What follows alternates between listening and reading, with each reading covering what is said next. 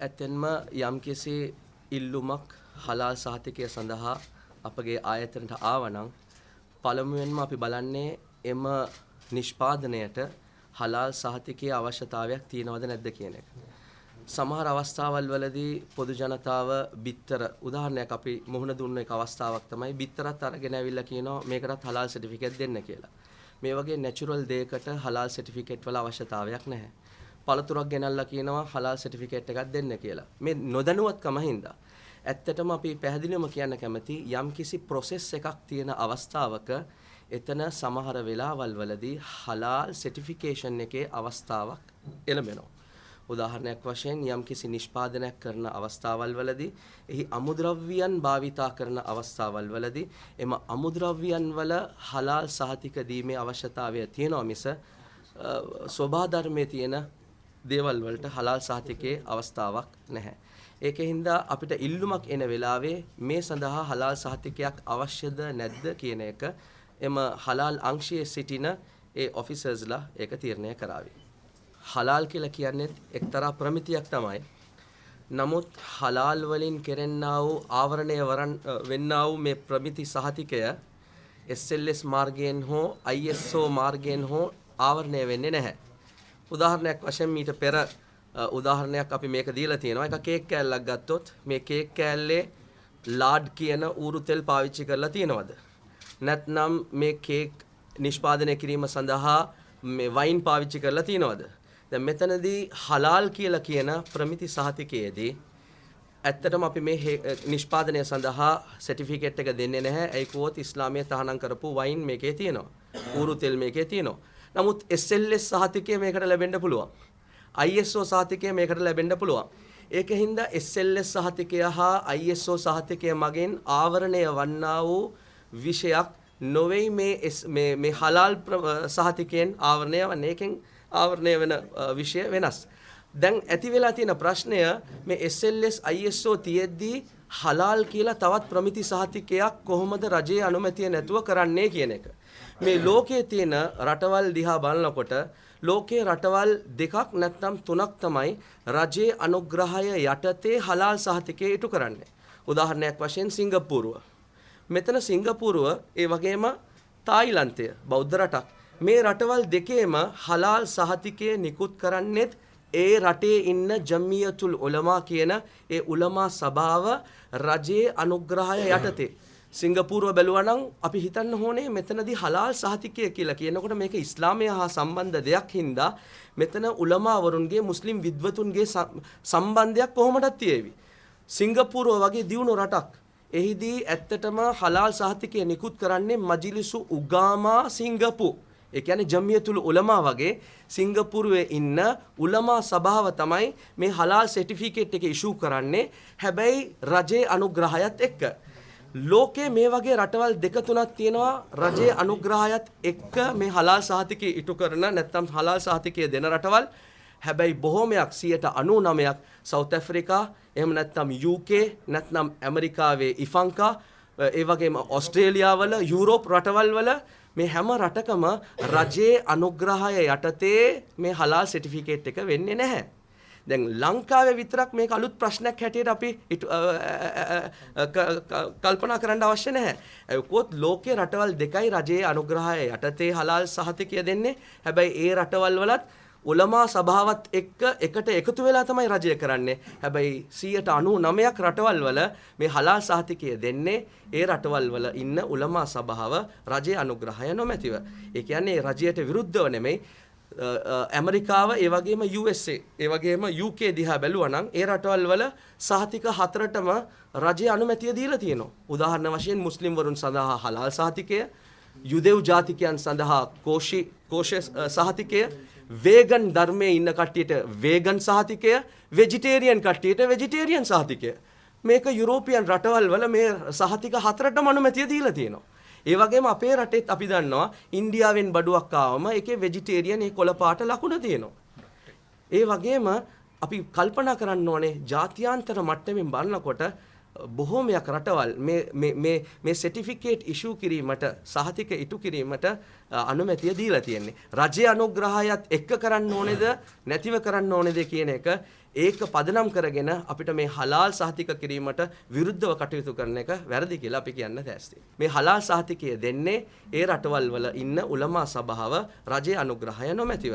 ඒ කියන්නේ රජයට විරුද්ධව නෙමෙයි ඇමරිකාව ඒ වගේම USA ඒ වගේම UK දිහා බැලුවා නම් ඒ රටවල් වල සහතික හතරටම රජයේ අනුමැතිය දීලා තියෙනවා. උදාහරණ වශයෙන් මුස්ලිම් වරුන් සඳහා හලාල් සහතිකය, යුදෙව් ජාතිකයන් සඳහා කෝෂ සහතිකය, වේගන් ධර්මයේ ඉන්න කට්ටියට වේගන් සහතිකය, වෙජිටේරියන් කට්ටියට වෙජිටේරියන් සහතිකය.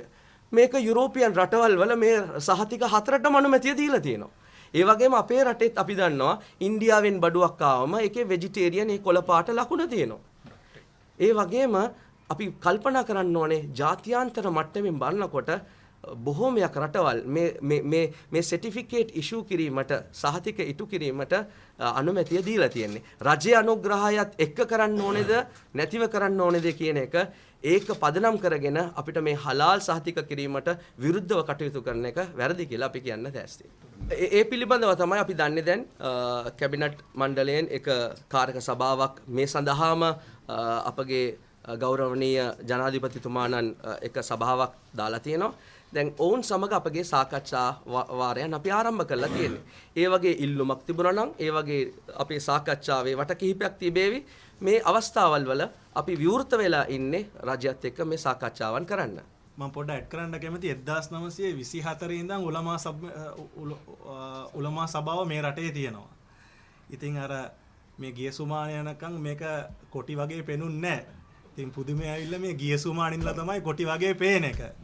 ඉතින් අපි දැනගන්න ඕනේ උලමා සභාව කියන්නේ මුස්ලිම් ජාතීන්ට ආගමිකව හරිමඟ පෙන්නන සභාවක්. මෙතන වෙන චේතනා වෙන ඔබ්ජෙක්ටිව්ස් මේකේ නැහැ. ඉතින් අර කවුරුත් මිනිස්සු හුඟක් දේවල් කියනවා. ඉතින් ඒක හන්දා අපි ඒක පිළිගන්න ඕනේ හෝ ඒක මේ කරන්න ඕනේ කියලා අපිට අවශ්‍යතාවයක් කොටින්ම නැහැ.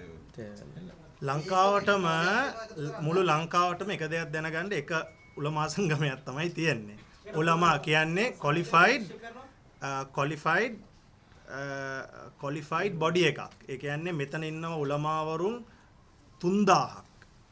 එක මේ ජමියත් උලමා සමස්ත ලංකා විද්වතුන්ගේ සංගමය ලංකාවේ ඉන්නවා උලමාවරුන් 3000ක්. දැන් මේක තමයි පිළිගත්ත බොඩි එක මුළු ලංකාවෙම හැම මුස්ලිම් කෙනෙක් ළඟින්ම පිළිගත්ත බොඩි එකක් තමයි මේක. ඉතින් අපි කැමති මේකට අදාළ වෙච්ච දෙයක් කියන්න දැන් හැම සංගමක්ම අපිව පිළි අරන් තියෙන්නේ ලංකාවේ. දෙකක් නැහැ මං හිතන්නේ there is one no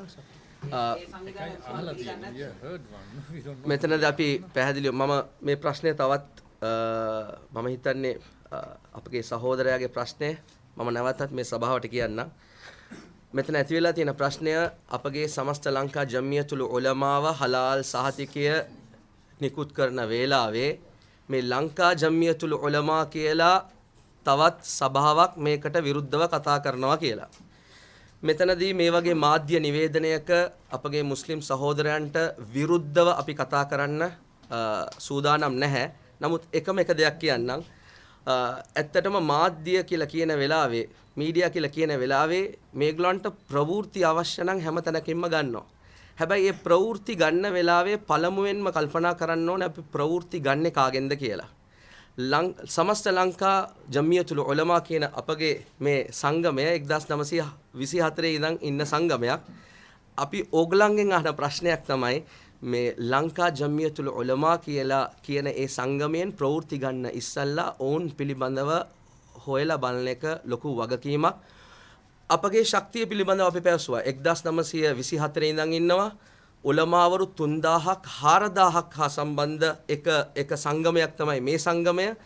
අපිට විරුද්ධව කතා කරන මුස්ලිම් සංගම්වල ඉන්න උලමාවරුන්ගේ ගණනය කීයක්ද කියලා ඔයගොල්ලන්ම බලන්න. ඒගොල්ලන් අහන ප්‍රශ්නය ඒක ඇත්තටම යම්කිසි භූමිකාවක් යටතේ අහනවද කියන එකත් පොඩ්ඩක් හොයලා බලන්න. හැබැයි අපි පැහැදිලිවම කියන්න කැමති සමහර අවස්ථාවල් වල මේක ඕනෙම ධර්මයකටත් සම්බන්ධ දෙයක් තමයි. සමහර අවස්ථාවල් වලදී අපිට විවේචනය කරන්න හැම සමාජයකම සුළු කොට්ටාශයක් ඉන්නවා. ඒකින්ද අපි මෙතන තරයේ කියන්න කැමති අපට විරුද්ධව නැත්නම් සමස්ත ලංකා ජමියතුල් උලමා වලට විරුද්ධව හලාල් සහතික කිරීමේ ක්‍රමයක් අවශ්‍ය නැහැ කියලා කියන එම සංගමය පිළිබඳව හොයා බලන්න, ඔවුන්ගේ පදනම කොමක්ද කියලා බලන්න, ඔවුන් පිටිපස්සේ උලමාවරුන් කී දෙනෙක් ඉන්නවද කියලා බලන්න. එච්චරයි අපි කියන්නේ. ඔවුන් පිළිබඳ ඔවුන් සමගත් අපි සාකච්ඡා වට කිහිපයක් තබන්න සූදානම් කරලා තියෙනවා. සාකච්ඡාවන් කරගෙන තමයි ඉන්නේ. හැම සමාජයකම පොඩි කොට්ටාශයක් ඇති විරුද්ධතාවයන් ප්‍රකාශ කරන. ඇත්තටම මෙතන අපි පැහැදිලිවම බලන්න ඕන දෙයක් තමයි මේ වගේ මාධ්‍ය නිවේදනයක් අපි කරන්න ඉදිරිපත් වෙලා තියෙන්නේ හලාල් හා සම්බන්ධව ලොකු සංවේදීතාවයක් බෞද්ධ සමාජය තුළ ඇති වෙලා තියෙන හින්දා තමයි.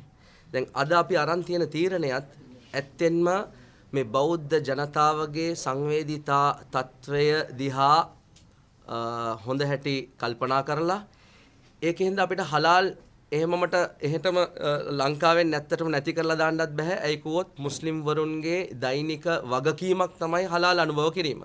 මේ මුස්ලිම් වරුන්ගේ දෛනික වගකීමත් සැලකිල්ලට ගෙනල්ලා බෞද්ධ සමාජයේ තිබෙන්නා වූ මේ සංවේදීතා තත්වයක් සැලකිල්ලට ගෙනල්ලා තමයි අපි මේ වගේ එක විසඳුමකට ඇවිල්ලා තියෙන්නේ.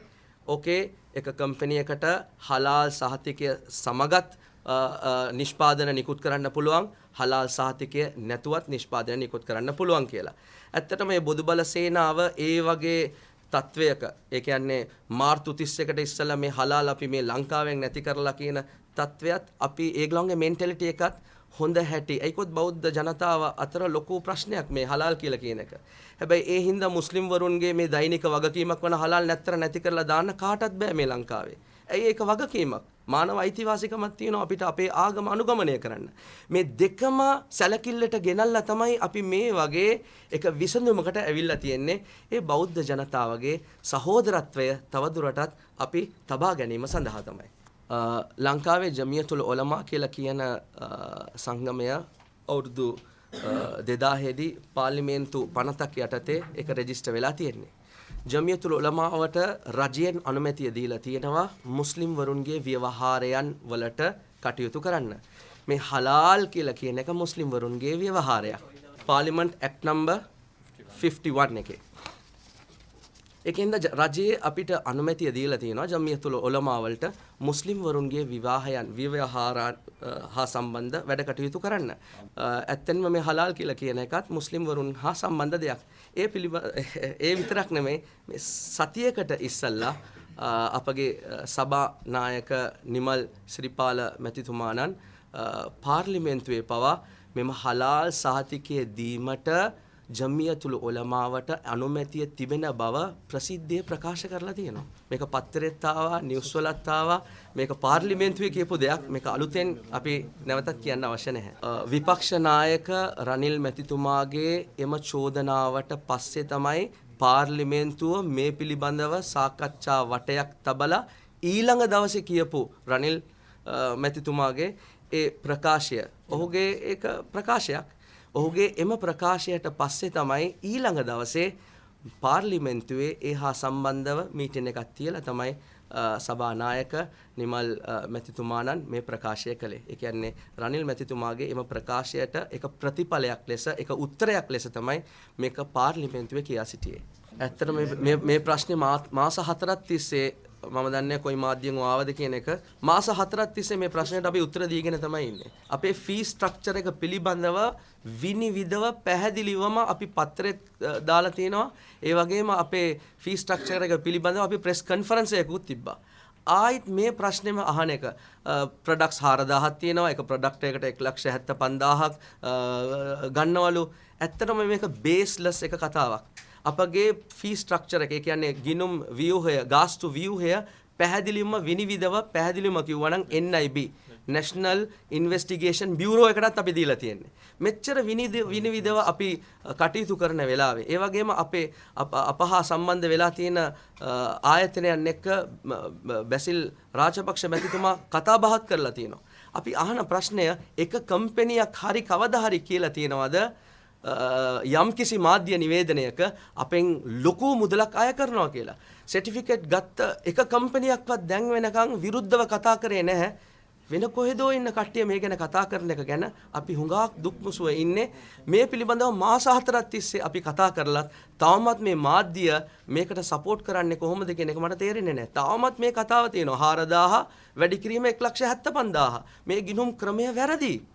මේකට වඩා ඊ타ත්ම සුළු අපේ මාධ්‍ය නිවේදනයේ දැන් අද වුණත් අපි කියලා තියෙන්නේ මේ සඳහා අපි ගන්න ගාස්තුව ඇත්තටම කම්පැනිස් වලින් ඇහුවනම් ඒගොල්ලන් කියන වචනේ it is peanuts for us කියලා කියාවේ. We have our audited accounts with us, and at the same time we have our fee structure with us. We are even before 2 weeks we did a press conference and we distributed it to the community or to the media, and even today we are ready to say what we get from this fee structure is monthly 1.5 million, and what we spend only for halal expenditure is 1.3 million. The best way is to go and ask each and every company how much we are charging. ආයතනයන් අපිට කොටස් දෙකකට බෙදන්න පුළුවන්. පැහැදිලිවම කිව්වොත් එකක් තියෙනවා ඇබටොයස්. ඇබටොයස් කියලා කියන්නේ ඝාතනාගාරයන්. මේකේ තියෙන ඒ ගාස්තු ව්‍යුහය පොඩ්ඩක් වෙනස්. අනෙත් එක තමයි නිෂ්පාදන හා සම්බන්ධ ගාස්තු ව්‍යුහ. යම් කිසි කම්පැනියක ප්‍රොඩක්ට්ස් නිෂ්පාදන එකක් සහ පහක් අතර තියෙනවා නම් ඒ කම්පැනිස් වලින් අපි ගන්න මාසික ගාස්තුව රුපියල් 700යි. රුපියල් 700යි උපරිමය. ඒ කියන්නේ එක කම්පැනියක ප්‍රොඩක්ට්ස් පහක් තියෙනවා. ප්‍රොඩක්ට්ස් පහක් තියෙනවා. ඒ ප්‍රොඩක්ට්ස් පහක් තියෙනවා නම් ඒ කම්පැනියෙන් අපි ගන්න උපරිමය ඇවිල්ලා රුපියල් 700යි. ඒ එක හැම ප්‍රොඩක්ට් එකකට නෙමෙයි මුළු කම්පැනියෙම ගන්න රුපියල් 700යි. උදාහරණ වශයෙන් company A. A company A එකේ යෝගට් උත් හදනවා. ඒ කම්පැනි A එකේ චොක්ලට් උත් හදනවා. ඒ කම්පැනි A එක ප්‍රොඩක්ට්ස් පහක් හදනවා. ඒ ප්‍රොඩක්ට්ස් පහටම අපි ගන්නේ රුපියල් 700යි මාසෙකට. ඒ වගේම ප්‍රොඩක්ට්ස් 5ක් සහ 10ක් ඇතුළේ තියෙනවා නම් අපි ගන්නේ රුපියල් 1000ක් නැත්නම් 1500ක් ඇතුළේ තමයි මාසිකව. ඒගොල්ලන්ට ප්‍රොඩක්ට්ස් 10ක් තියෙනවා. නමුත් අපි ගන්නේ රුපියල් 1000යි නැත්නම් 1500යි. මේ වගේ අපි ප්‍රොඩක්ට්ස් 20 නම් කොච්චරද 25 නම් කොච්චරද හරි ප්‍රොඩක්ට්ස් 100ක් නැත්නම් 100ක් ඉක්මවා ඒ කම්පැනිය කරන අවස්ථාවේ එකම ප්‍රොඩක්ට් එක ඒගොල්ලන්ට ලක්ෂයක් තියෙන්න පුළුවන්. නමුත් ප්‍රොඩක්ට් 100කට වැඩිය තියෙනවා. මේ වගේ අවස්ථාවකත් අපි වැඩියෙන්ම ගන්න ඒ කම්පැනියෙන් රුපියල් 20000යි මාසෙකට. ප්‍රොඩක්ට්ස් 300ක් වුණත් අපි ගන්න රුපියල් 20000යි. ප්‍රොඩක්ට්ස් 1000ක් වුණත් අපි ගන්න රුපියල් 20000යි.